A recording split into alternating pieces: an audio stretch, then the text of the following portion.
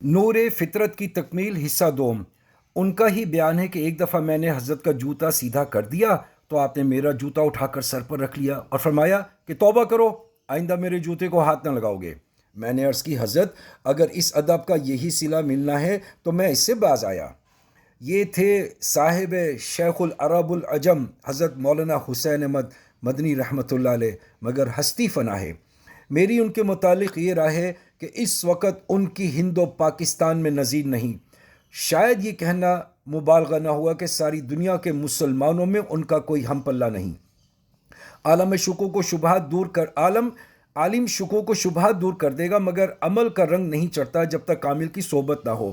کامل سے اخذ فیض کے لیے عقیدت، ادب اور اطاعت کی ضرورت ہوتی ہے۔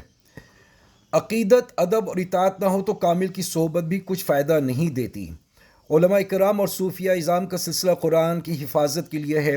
فوج دراصل سپاہیوں کے مجموعے کا نام ہے، لیکن اس میں ڈاکٹر لانگدھی اور بیرے بھی شامل ہیں۔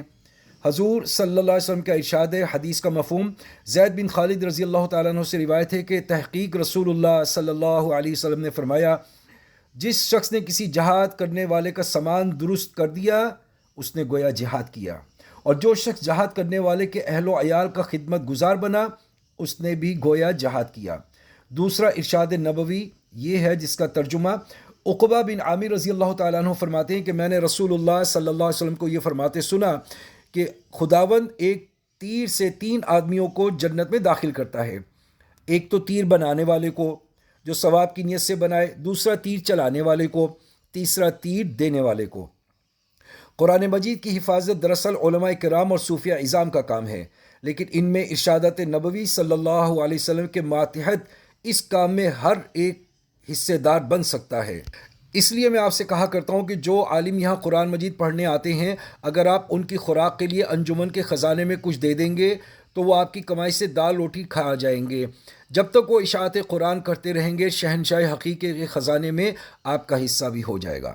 فطرت سلیم کو بروئے کار لانے کے لیے علماء کرام اور صوفیہ اعظام کی ضرورت ہے۔ آج جتنے عالم نظر آتے ہیں یہ گورنروں، وزراء اور افسروں کی محنت کا نتیجہ نہیں، علماء کرام کی قوت گویائی سے کتاب اللہ کا علم دل میں آتا ہے۔ کامل اس کو اعضاء میں اتارتے ہیں، ان میں سے بعض بڑے اور بعض چھوٹے ہیں۔ دنیا دار سمجھتے ہیں کہ ہم کامل و مکمل ہو گئے، لیکن جب تک علم صحیح کے ساتھ عمل نہ ہو انسان کامل نہیں ہوتا۔ سورہ یونس رکوع نمبر 5 آیت نمبر 11 میں اللہ رب العزت فرماتے ہیں، ترجمہ: اور ان میں سے بعض وہ لوگ ہیں جو آپ کی طرف دیکھتے ہیں، کیا آپ اندھے کو ہدایت کر سکتے ہیں اگرچہ وہ نہ دیکھتے ہوں؟ یہ وہ لوگ ہیں جن کا نور فطرت بجھ چکا ہے۔ اللہ تعالی حضور صلی اللہ علیہ وسلم سے فرماتے ہیں کہ آپ ان کو سنا نہیں سکتے جس طرح اندھے کو دکھایا نہیں جا سکتا، بہرے کو سنایا نہیں جا سکتا، اسی طرح سے ممسوخ الفطرت لوگوں کو راہ ہدایت نہیں دکھائی جا سکتی۔ یہ وہ لوگ ہیں جن کا حق کی مخالفت کی وجہ سے نور فطرت بجھ چکا ہے۔ انہی کے متعلق سورہ بقرہ رکوع نمبر 1 پارہ نمبر 1 میں اللہ ارشاد فرماتے ہیں، ان الذین کفروا سواء علیہم اانذرتہم ام لم تنذرہم لا یؤمنون۔ ترجمہ: بے شک جو لوگ کافر ہیں برابر ہے ان کے حق میں، خواہ آپ ان کو ڈرائیں یا نہ ڈرائیں وہ ایمان نہیں لائیں گے۔